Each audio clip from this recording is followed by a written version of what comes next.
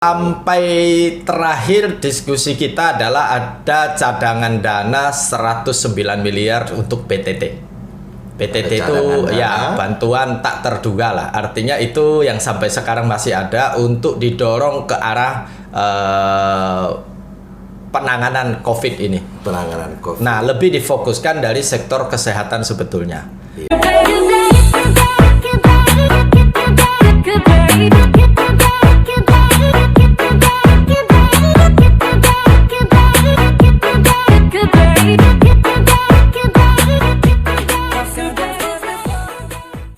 Bro Yandi, anggota DPRD ganteng ya, salah satu yang ada di Kota Pontianak dari Partai Hanura.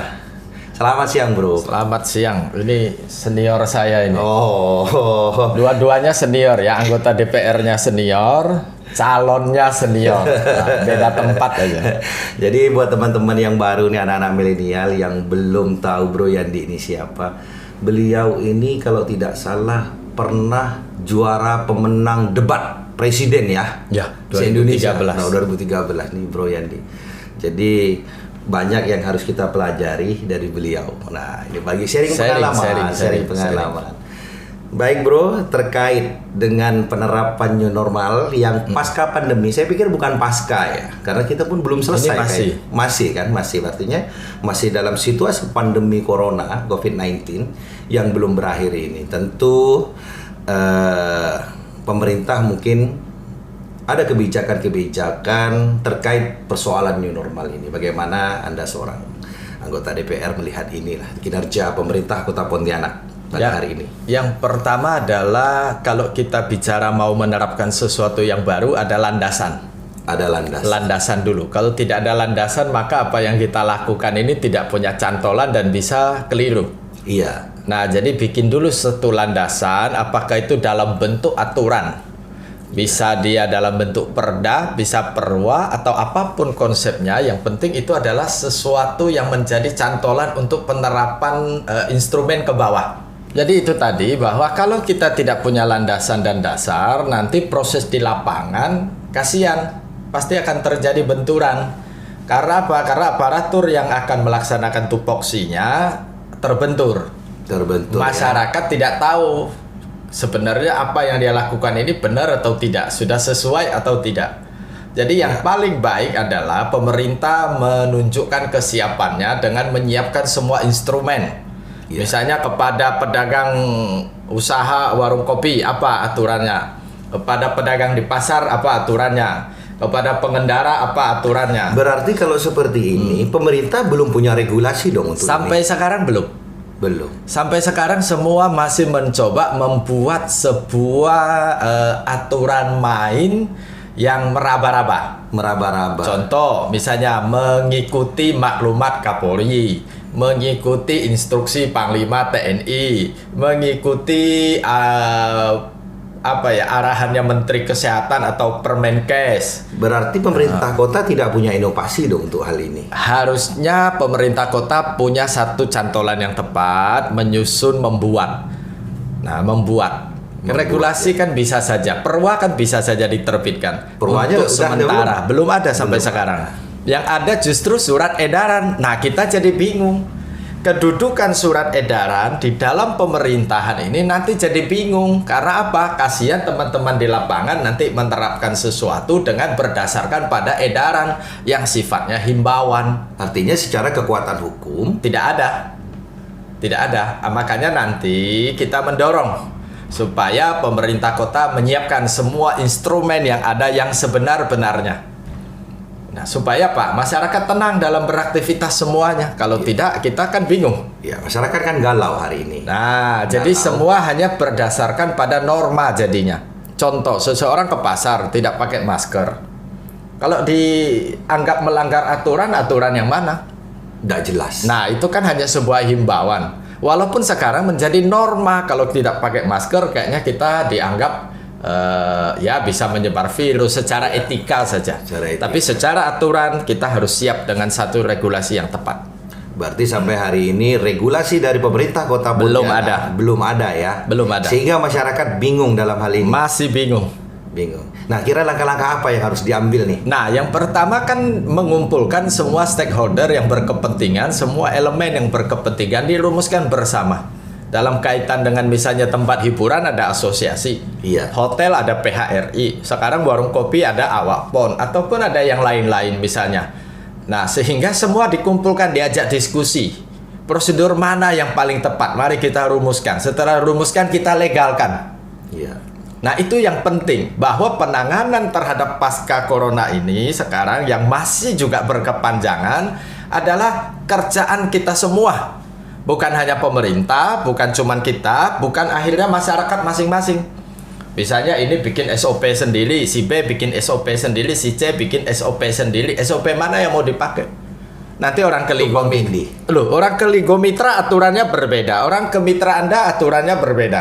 Nanti orang ke hotel A berbeda, ke hotel B berbeda. Yang bingung masyarakat.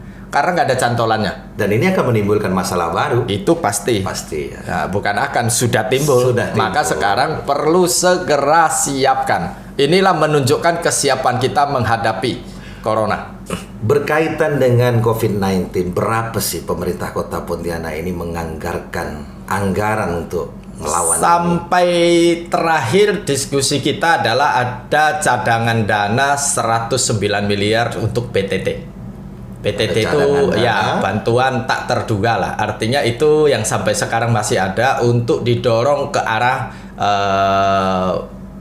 penanganan COVID ini. penanganan COVID? Nah, lebih difokuskan dari sektor kesehatan sebetulnya. Iya. Nah, ini yang sekarang yang terakhir diskusi kita dengan pihak eksekutif, sehingga sekarang semua itu bermuara kepada satu, yaitu tim gugus tugas. Tim gugus Nah, tugas. jadi pelaksanaan per OPD itu tetap masuk kepada gugus tugas untuk dikaji pengajuannya. Nah, pemerintah juga akan memberikan bantuan nih kan terhadap orang yang berdampak COVID-19.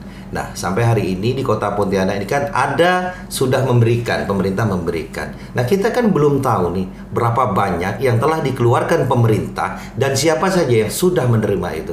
Kita kalau mau tahu, mau aksesnya lewat mana? Nah, kita mendorong supaya pemerintah kota mempublikasikan. Ini penting. Mempublikasikan ya. Karena sudah ada undang-undang keterbukaan informasi dan Tapi kan apa sampai hari ini pemerintah Kota Pontianak sudah mempublikasikan itu? kita tunggu apakah masih dalam proses menyiapkan dokumen untuk dipublikasikan atau tidak, kan masyarakat tinggal menunggu. Iya. Supaya apa? Keterbukaan ini menjadi pembelajaran kita semua. Masalahnya masyarakat ini kan masih ada yang jerit nih soal bantuan, ketidakjelasan. Sekarang dampak COVID, ini kan namanya dampak. Artinya nggak pilih dong ini orang siapa. Betul. Yang penting kan orang yang terdampak. Nah, yang jadi persoalan hari ini kan ada yang seharusnya menerima tapi tidak menerima. Oke lah, yang mampu diam aja lah kan begitu. Ya termasuk kita sendiri kan ini kan dampak. Tapi kita tidak ada masalah lah untuk hal itu. Saya anggap ya kita masih bisa lah untuk hal itu. Tapi ada beberapa daerah kelurahan yang menjerit oleh hal ini gitu. Sebetulnya judulnya bukan bantuan kepada yang terdampak. Ya. Tapi adalah kepada mereka yang tidak sanggup ketika Tapi terdampak. tulisannya terdampak loh, bro. Karena kalau terdampak, maka semua orang terdampak. Iya. Tapi ketika dia tidak mampu bertahan pada saat dampak itu datang, itu yang akan kita bantu. Maka ada beberapa kategori bantuan. Bantuan Iya. pemerintah pusat dari Kementerian Sosial langsung. Kemudian ada bantuan dari provinsi, bantuan dari kabupaten kota. Iya. Nah, kita mendorong supaya bantuan itu merata, jangan sampai ada orang-orang yang mendapatkan ketiga-tiganya. Dibagi adil. Inilah fungsi pemerintah dalam mengatur kebijakannya. Yang mana sudah dapat bantuan pusat, tidak lagi menerima provinsi, yang provinsi juga sebaliknya sampai kepada kota. Sehingga semua masyarakat bisa menerima, mendapatkan. Tapi itu akan lebih baik apabila terpublikasi. Jadi warga tahu, masyarakat tahu, ikut serta mengontrol, Iya. melihat, merasakan. Tapi pada kenyataannya hari ini, apakah itu sudah dilakukan? Nah, ini kita dorong pemerintah untuk mempublikasikan nanti. Supaya jelas. Udah berapa bulan nih, bro? Dorong terus? Ya, kita kan kembali kepada pemerintah kota. Makanya saya sampaikan supaya Nah, Pemkot. teman-teman di Dewan sendiri bagaimana? Nah, menyikapi hal ini gitu, Pak. Sebetulnya Kinerja semua pemerintah. mendorong ke situ, Mendorong. mendorong transparansi. Karena apa? Ini duit, uangnya uang masyarakat. masyarakat sendiri yang dengan judul atas nama penderitaan kesusahan warga, pemerintah diberi kewenangan dan amanah mengelola dana itu, dan tentunya laporan itu harus kepada mereka. Karena judulnya atas nama masyarakat yang terdampak. Atas nama rakyat ya, atas nama masyarakat. Ya, benar sekali. Seru sekali kami ngobrol hari ini. Ya, memang ini adalah salah satu anggota dewan yang begitu getol, vokal menyoroti kinerja-kinerja pemerintah. Nah, saya termasuk orang yang kagum kepada Anda, masih muda, tapi punya pemikiran yang sangat luar biasa. Nah, terkait persoalan regulasi atau perwa yang belum ada, seharusnya pemerintah kota ini seperti apa sih? Makanya kendala kita adalah apa sih yang menjadi keharusan? Apa yang menjadi keharusan? Iya. Ini dipahami tidak dulu oleh pemangku kepentingan. Mana yang dia harus lakukan? Iya. Kalau dia tidak melakukannya, terus bagaimana? Nah, karena kita judulnya adalah sebagai bagian mitra, maka kita tentu hanya mengingatkan, menyampaikan, memberikan saran. Ketika semua persoalan itu sudah kita sampaikan, kembali kepada bagaimana pemerintah mengambil kebijakan itu. Nah, kita sendiri tidak bisa memaksakan karena saya tidak tahu apa sih pertimbangan pemerintah kota sampai sekarang belum memberikan satu landasan kepada kita. Sama berarti dengan kita. Ya. Saya juga akan menunggu nih. Perwanya udah keluar belum? Nah, ternyata nggak keluar. Kita menunggu. Iya. Kita menunggu publikasi. Iya. Bayangkan kalau ada pemerintah kota Pontianak mengumumkan ini daftar dana yang dipakai sekian miliar, dipakai beli A sekian miliar, B sekian miliar, operasional C sekian, operasional D sekian, diberikan bantuan kepada warga ini 10.000 orang, kakak namanya ini 4 jempol dari saya, bro. Bukan kalau sempat 4, itu seluruh dunia, mungkin bahkan di seluruh Indonesia kita yang pertama. Iya. Saya pokoknya 4 deh, 4 jempol dari saya. Maka Kalau ini yang sempat itu mau dilakukan. Ini yang kita harapkan.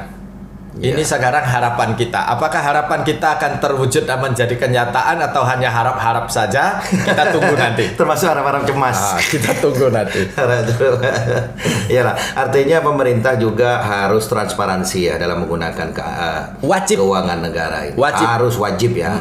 Dan itu memang harus didorong terus oleh dewan itu. Jadi kita mau anggaran yang sudah kita sepakati itu benar-benar terserap dengan baik, benar-benar terrealisasi dengan baik sampai kepada yang berhak.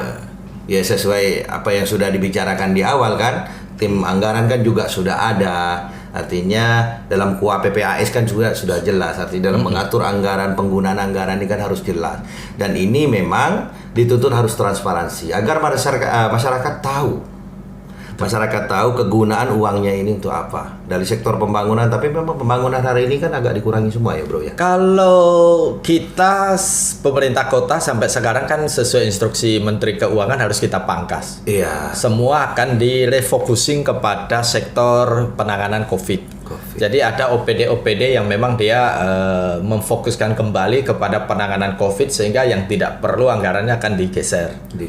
Nah, digeser. Ada informasi nggak sih kapan berakhirnya pandemi ini? Pandemi ini berakhirnya cepat atau tidak kembali kepada kedisiplinan kita sebagai warga. Oh gitu. Tinggal kita mau atur kapan kita sepakati mau memulainya untuk disiplin.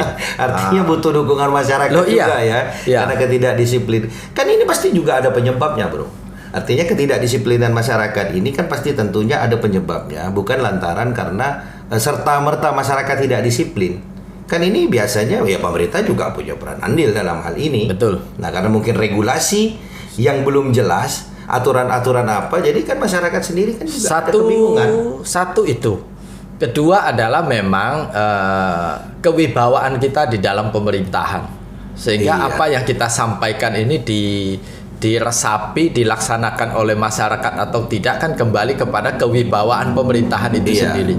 Sehingga kalau pemerintahannya cukup berwibawa menyampaikan sesuatu arahan, saya kira masyarakat akan dengan sangat respect mengikutinya. Berarti kalau begitu tidak berwibawa dong pemerintahannya, bro. Nah kan tinggal dilihat daripada bagaimana masyarakat menyikapi setiap himbauan dan edaran yang berjalan. Iya. Nah itu alat ukurnya, indikatornya ke situ. Indikatornya ke sana. Ya kita tidak menilai lah ya. Artinya indikatornya sudah ada. Sudah ada. Ya benar sekali itu. Berarti ya Ya kita bisa menyimpulkan masing-masing, bisa perspektif kita melihat hal itu kan.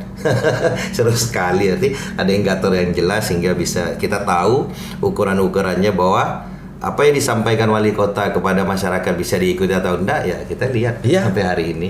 Disitulah ada alatnya. Ya saya anggap mungkin karena wali kota kurang komunikasi aja kali ya dengan masyarakat. Kalau bro sendiri melihatnya bagaimana?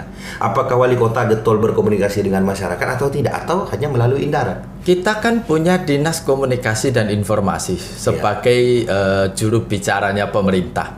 Itu kan harus dimaksimalkan. Pada institusi lain bahkan secara nasional presiden saja menunjuk satu juru bicara khusus untuk penanganan COVID supaya fokus. Nah, artinya dalam hal pemerintah kota ini kita bisa memaksimalkan instrumen yang ada secara maksimal memberikan informasi sumber setiap masalah itu. Tapi data yang diterima yang terjadi hari ini kadang sumbernya sama-sama tidak jelas loh bro. Untuk kota Pontianak ya, kita tidak bicara yang lain. Ini si A siapa jumlahnya sekian ini. Saya sudah pernah ngobrol dengan Pak Herman kemarin. Ya dia mengatakan bahwa ini tidak sinkron datanya. Ini berarti kan ada ketidaksamaan dalam penyampaian data. Saya beranggapan begini bahwa proses pengambilan data itu tidak sama. Tidak sama. Sehingga data yang ada sudah pasti tidak sama. Proses pengambilannya tidak sama, sasarannya tidak sama, metodenya tidak sama, kepentingannya tidak sama. Dan hasilnya berbeda. Sudah pasti. Sudah pasti. Jadi kita masih sedikit memaklumi ketika itu dalam batas kewajaran. Karena misalnya bicara angka biasanya di Disduk Capil angkanya berbeda, di Dinas Sosial beda, di BKKBN bisa berbeda. Jadi di BPS bisa berbeda. Tapi pemerintah sudah memberikan satu kepastian bahwa data yang dipakai adalah data BPS sebagai dasar perumusan dalam berbagai hal. Ada hal yang menarik ketika kami kemarin memposting di Facebook ya bro, tentang rencana pemerintah untuk melakukan kolaborasi new normal. Jadi di warung kopi mau dipasang CCTV yang connect langsung ke pemerintah. Nah di situ setelah kita lempar di Facebook, ternyata teman-teman yang netizen kita semua yang komentar di bawah justru malah sebaliknya pengen di kantor wali kota atau kantor DPRD dipasang CCTV sehingga kami bisa mengakses dari warung kopi. Nah ini kan ada Pak Julfidar ya kalau kemarin nggak salah juga ngomong seperti itu. Malah teman-teman netizen ini maunya dibalik gitu Pak. Biar sama-sama kita ini ya transparansi bisa melihat kinerja para anggota dewan dan pemerintah, kan lumayan bisa jadi tontonan baru dia bilang di warung kopi kan. Oh itu artinya bagus. Kolaborasi new normal gitu Pak. Itu bagus supaya kita sih mendukung ya. Artinya ada secara pribadi mendukung. Kalau ada warga yang ingin mengetahui bagaimana kita bekerja, bagaimana kita melaksanakan tugas, kita sangat mendukung dong. Oh, iya. Kalau kita tidak mendukung justru indikasinya berarti kita tidak bekerja. Kita justru berharap masyarakat senantiasa memantau kinerja kita supaya ke depan masyarakat tahu dan benar-benar mengetahui siapa yang bekerja, siapa yang tidak bekerja, apa pekerjaannya. Kalau tidak, sekarang kecenderungan masyarakat adalah menyalahkan bagaimana kinerja kita. Nah, kami mendukung. Ini dalam konteks kolaborasi new normal. Iya, supaya dipantau semuanya. Karena keterbatasan akses kita, bahkan kita sendiri mungkin selaku pengawas ya, fungsi pengawasan tidak setiap saat bisa melihat kinerja OPD, instansi pemerintah, pelayanan publik. Kan tidak setiap saat saya keliling melihat. Kalau itu bisa diakses oleh masyarakat dan bisa bertukar informasi supaya pelaksanaan itu maksimal untuk hal yang baik, kenapa kita menjadi risih? Iya, benar juga. Kita harus mendukung. Karena yang diterima masyarakat ini kan komentarnya beragam nih. Cuman saya kebetulan, tapi bisa dicek kembali di komentar-komentar. Mereka bilang kita masyarakat diawasin terus. Kapan kami mengawasi kalian yang menggunakan duit masyarakat, kan begitu. Ya, artinya masyarakat hari ini sudah cerdas. Mereka ingin feedback.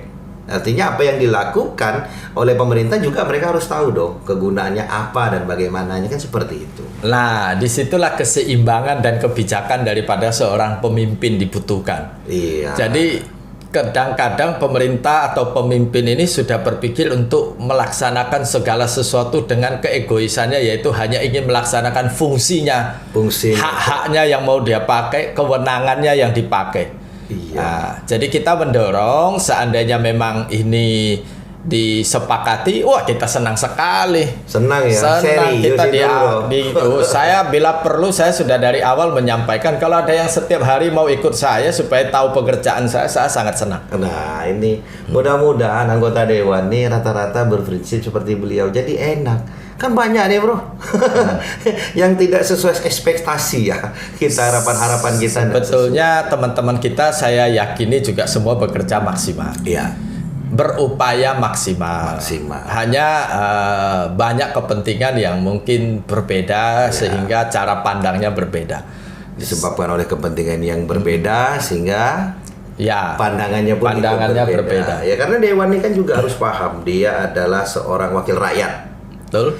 Dia juga adalah seorang perpanjangan tangan dari pemerintah, dari partai, ya kan? Dan yang ketiga dia juga bagian dari pemerintah. Jadi kan harus bekerja 3 nih gayanya kalau nggak salah. Nah, makanya kapan mereka sebagai A, kapan sebagai B, kapan sebagai C. Iya. Ini dituntut penting. Jangan hanya salah satu fungsi saja yang dipergunakan. Yang itu saja yang dikedepankan tanpa memikirkan fungsi-fungsi dia yang lain. Nah, semua itu harus balance. Tidak bisa terlalu ego ke salah satu sektor. Nanti akan mempengaruhi kinerjanya. Di DPRD tentu memiliki saran-saran yang harus diberikan kepada pemerintah di luar rapat-rapat kan tentu secara pribadi atau secara lembaga. Nah kira-kira pemerintah harusnya seperti apa? Sebetulnya kalau disimpulkan dari pembicaraan di awal ini kita sudah bisa menyimpulkan bahwa apa-apa sih yang harus dilakukan pemerintah saat ini. Iya. Nah tinggal apakah itu nanti diambil dan dijadikan sebagai masukan atau tidak. Itu yang terpenting. Nah saran yang terbaik adalah saran yang diterima walaupun sedikit. Daripada saran yang paling buruk banyak-banyak diambil tapi tidak ada banyak memberikan saran tapi tidak ada diambil satupun. Makanya saya sampaikan bahwa walaupun kita memberikan saran, sebaik-baiknya saran kita adalah pemerintah mau mendengar. Oh iya. Pemerintah mau mendengar. Saat ini butuh banyak mendengar. Iya. Banyak hal yang kita tidak pernah bayangkan. Kita akui dan kita memahami.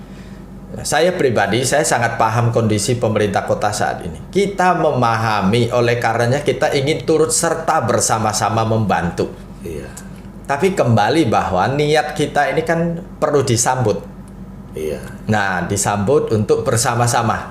Jangan sampai niat kita tak disambut, tak jalan ini. Ya, karena kita bukan eksekutor. Iya. Kita bukan eksekutor. Sambil minum bro tehnya. Nah, ini dapat tehnya nih di tempat kita nih. Tapi saya terima kasih banyak loh udah hadir di studio ya. Dari Minggu kita masih waktunya libur, kita bicara soal. Inilah saatnya saya sebagai bagian dari masyarakat berbagi informasi. Nah. Karena ya saya jarang-jarang loh kami ini dapat informasi begitu jelas seperti hari ini. Ya saya ucapin terima kasih lah ya. Pontianak sendiri normalnya kembali ini kapan kira-kira? Kan kemarin saya ada melihat tuh teman-teman yang sudah audiens, yang misal kayak awak pun yang sudah ke kantor dewan ya. Ada beberapa pedagang juga apa yang lain kan sudah mereka audiens ke sana, ya kan? Kita ini normalnya kapan sih? Sebetulnya kita dari kemarin normal saja. Ya. Dibilang nggak buka juga buka. Iya. Ya kan, cuma dibatasi sedemikian rupa. Kita ini kan merubah huruf-huruf itu untuk melegalkan aja. Sehingga merubah nomenklatur dan judul aja sebetulnya kan. Nah, contoh misalnya menutup tapi tidak juga ditutup, tetap bisa diakses. Memindah, tidak juga mindah tapi menggeser gitu. Jadi kita hanya merubah nomenklatur kata-kata judul untuk membuat semua menjadi sesuai dengan kaidahnya agar tak tabrakan. Betul. Kalau tabrakan kan repot nih. Nah, jadi melegalkan angka-angka itu dengan huruf-huruf saja. Dengan huruf-huruf saja ya. Terima kasih sekali ya bro. Nih mungkin yang terakhir saya minta himbauan untuk masyarakat lah Kota Pontianak. Artinya kita juga harus balance. Nanti kita menghimbau untuk pemerintah, tapi juga harus kepada masyarakat juga kita. Apa kira-kira himbauan kepada masyarakat? Yang pertama adalah tentu masyarakat harus tetap waspada. Bahwa virus ini setiap saat bersama kita. Tidak ada manusia yang kebal dan bebas dari corona kalau memang mereka berada di luar. Kita tetap waspada dengan melaksanakan prosedurnya. Bagaimana kesehatan itu harus kita jaga, mulai dari cuci tangan, mulai dari menggunakan masker, sesuai protokol kesehatan semuanya. Iya, iya. Nah, tapi itu semua tentu dalam batasan-batasan yang sewajarnya saja. Sewajarnya. Ada hal-hal yang saya katakan bahwa setiap masyarakat tidak ada yang ingin terjangkit oleh virus ini. Semuanya. Tapi mereka juga punya kepentingan yang harus dia perjuangkan yang lebih besar daripada virus ini. Misalnya menyangkut hajat hidupnya. Iya. Dan hajat hidup keluarganya. Terpaksa dia harus berperang dengan virus ini di lapangan. Untung-untungan. Iya. Ini juga menjadi catatan dan pemikiran kita bersama. Itu kalau dalam Islam itu jihad itu, bro. Kalau Ya, itu seperti itu. kalau sudah seperti itu kan apa boleh buat? Benar. Sehingga harus dipahami juga, sehingga saran ini tidak hanya berlaku untuk masyarakat. Saya katakan ini bukan persoalan yang selesai oleh masyarakat, oleh pemerintah, tapi oleh kita semua. Iya. Dan kita semua sudah kewalahan menghadapinya. Iya. Ada satu lagi kekuatan yang mampu menyelesaikan ini semua, yaitu kita berserah dan berdoa kepada Tuhan. Sehingga pada intinya Tuhanlah yang tahu kapan. Kita perlu campur tangan Tuhan ya, bro. Siap. Ya? Siap. Ini sangat luar biasa sekali. Banyak informasi dan pelajaran hari ini. Tapi lain kali saya undang lagi, jangan anu lah ya. Oh, siap terus ya. Jangan Tempatnya nolak. mantap ini. Tempatnya mantap. Saya terima kasih sekali Mandan loh sudah saya hadir di ini. Kami bukan cuma berteman loh, kami bersahabat dengan beliau ini luar biasa karena saya cocok dengan pemikirannya, kecerdasan dan ketajam serta keberanian dalam menyikapi persoalan kebijakan pemerintah. Karena saya dari dulu juga sering mengikuti soal masalah Hotel Pontianak yang Anda soroti waktu itu masih wali kotanya Pak Sutarmiji semua. Saya mengikuti semua, makanya saya bilang ini cocok secara pemikiran. Jadi kan dewan yang sadar betul dengan tugas dan fungsinya bahwa dia berdiri di atas amanah rakyat. Jadi dia harus memperjuangkan kebenaran. Iya, di atas kebenaran itu yang paling terpenting. Mudah-mudahan ini menjadikan contoh dan menjadikan inspirasi buat teman-teman yang lain. Terima kasih Bro Yandi ya. Terima kasih. Selamat siang, terima kasih semuanya netizennya Tuan David Wek.